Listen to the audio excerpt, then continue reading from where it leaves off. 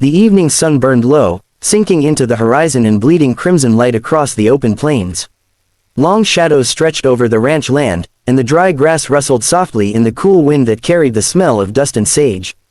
Jack Callahan stood leaning against the weathered fence, his hat pulled low, watching his cattle graze in silence. He was a man of few words, one who let the land speak for him. The lines on his face told stories no one asked about, and the strength in his hands carried years of hard work and hidden pain. To the folks in town, Jack was just the quiet rancher who kept to himself. But behind his eyes, there lived something deeper, a fire long buried, and secrets no one dared press him to reveal. As the last light faded, Jack turned toward the barn, leading his horse slowly, thinking only of supper and the warmth of the fire waiting in his cabin. Then the stillness broke. He froze, hearing it, footsteps pounding, desperate, uneven. They weren't the steady stride of a ranch hand or a traveler. They were frantic, terrified. His instinct sharpened, and his hand brushed the revolver at his hip. Out of the tree line, a figure stumbled into view, half hidden in shadow until she came closer. A young woman. Her dress was torn, her hair tangled, face pale and streaked with dirt and tears. She staggered toward him, gasping for breath, and when her eyes found him, they widened with something between hope and despair. "Please, help me," she cried, her voice breaking apart, her whole body trembling as though she'd been running for her life. Jack's jaw tightened. He didn't move right away, his eyes narrowing as he measured her words and her fear. In the Wild West, strangers carried trouble more often than not, and he had learned to weigh everything twice before making a choice. Still, there was something in her voice that stripped him of doubt. It was the voice of someone who had seen death up close. He stepped forward, calm but guarded. "Easy now," he said, his tone low, steady, like talking to a spooked horse. "Who's after you?" Her lips trembled. She looked over her shoulder, toward the darkness she had come from, as though shadows themselves were hunting her. When she turned back, her voice came out in a broken whisper. "They'll kill me if they know I came here. They've already killed." Her throat caught, her hand clutching at the front of his shirt as though holding onto him was the only thing keeping her alive. "You don't understand. They own the town, sheriff and all. No one dares speak against them. No one." Jack's eyes hardened. He knew exactly who she meant without her saying their names. The McCready brothers, men who had carved their power with blood and fear, men whose grip on the town was so strong that even the law bent to their will. Jack had seen the evidence of their cruelty in the scars the land carried, in the hollow eyes of folks too afraid to speak. And he had lived with his own scars, deeper than most, scars that tied him to the McCreadys in ways the town could only whisper about. The woman's hands shook violently as she clutched him tighter, her breath ragged. "Please," she begged, her voice breaking into sobs. "If you don't help me, no one will. They'll bury the truth, like they always do. They'll bury me too." For a long moment, Jack stood silent, the weight of her words pressing on him like the heavy sky before a storm. He had tried for years to bury the fire inside him, to live quietly, tending his ranch and minding his own. But this woman, broken and terrified, had pulled that fire back to life. He glanced past her, and his eyes caught a distant shape on the horizon.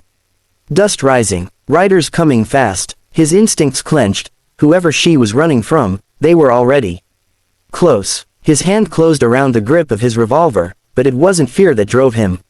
It was resolve, the kind of resolve that came from a man who had been silent too long.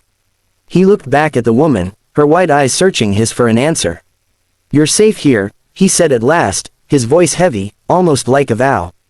"But if what you're saying is true, then it's time folks knew what I've kept hidden." Her tears froze for a moment, her expression flickering with confusion and shock. She could sense the weight behind his words, though she didn't yet understand them. Jack straightened his shoulders, every muscle taut, his gaze locked on the horizon where the riders were drawing nearer. His ranch was no longer just his home. Tonight, it had become a battleground for truth. The night spread wide across the plains, thick with silence except for the soft crackle of the fire inside Jack Callahan's cabin. The young woman sat close to the hearth, her hands trembling in her lap, her eyes darting toward the door as though expecting it to burst open at any moment. Jack stood near the window, his rifle leaning against the wall within easy reach. His silhouette looked carved from stone, still and unyielding, but inside his chest his heart beat with the steady rhythm of a man preparing for a fight he had long avoided. Outside, the land was black except for the faint glow of torches rising on the horizon. Riders. The sound of distant hooves thudded against the earth, growing clearer with every breath. The McCready brothers had wasted no time hunting her down. Jack could almost taste the fear rolling off the woman, but beneath it there was something else, something sharper, determination. She wasn't just running to survive. She was running because she carried truth, and that truth had teeth. She lifted her eyes to him, her voice low and raw. "You don't have to risk yourself for me. If they find me here, they'll drag you down too." Jack turned his head, his eyes meeting hers with a calm that only came from years of living with ghosts. "They already dragged me down 10 years ago," he said, his voice rough like gravel. "Only difference is, this time I aim to pull them down with me." Her breath caught, as though she sensed the edge beneath his words. She leaned forward. "What happened to you?" He didn't answer right away. He crossed the room, picked up the rifle, and checked the chamber before setting it back against the wall. Finally, he spoke, his words heavy with memory. "They killed my brother, shot him in cold blood because he wouldn't sell them the land he worked his whole life to keep. Sheriff buried it, just like he's buried every crime they've done since. They said I killed him, made me an outlaw. I kept quiet, let folks think I was nothing but a bitter rancher. But I saw it, I lived it, and I've carried it ever since." The woman's eyes welled with tears, not just for her own fear, but for the pain he carried. "Then you know," she whispered. "You know what they are." "I know enough," Jack replied. He straightened and pulled his hat down lower over his brow. "And tonight, so will the rest of them." The thunder of hooves drew closer until the torches lit the yard outside. Shadows of men shifted on horseback, their voices echoing against the still night. "Callahan," one of them barked, "we know she's in there. Hand her over, and you'll live to see the morning." Jack stepped out onto the porch, the boards creaking under his boots. He carried his rifle in one hand, but it was his voice that cut through the dark. "You've run this town on fear long enough. Folks may be scared to speak, but I ain't. I saw what you did. I saw you murder my brother.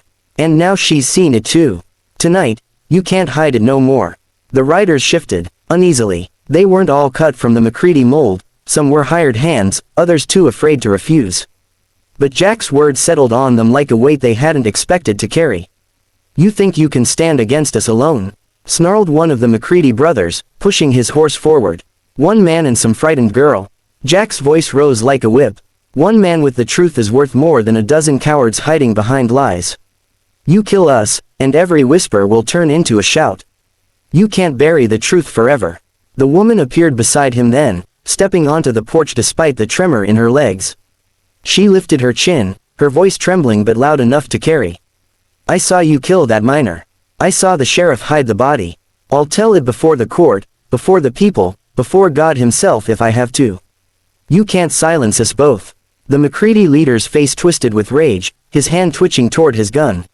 For a heartbeat, the world held still, as if the land itself waited to see what choice would be made.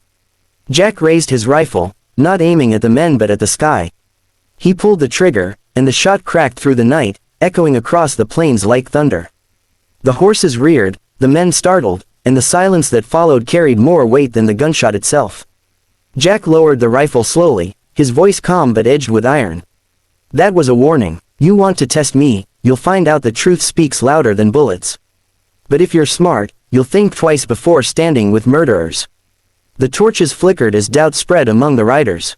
Some lowered their weapons, others shifted uncomfortably, unwilling to die for men whose power was built on lies. For the first time, the McCready brothers stood exposed, not as untouchable rulers, but as men whose fear was beginning to show. The woman's hand brushed Jack's arm, her tears glistening in the firelight. This time they weren't from terror but from the fragile spark of hope. The battle wasn't over, but something had shifted. Truth had been spoken, and it rang louder than gunfire. As the night wind swept across the prairie, Jack Callahan stood tall, no longer a man hiding from his past but a man who had found his voice. And once spoken, the truth would never be silenced again.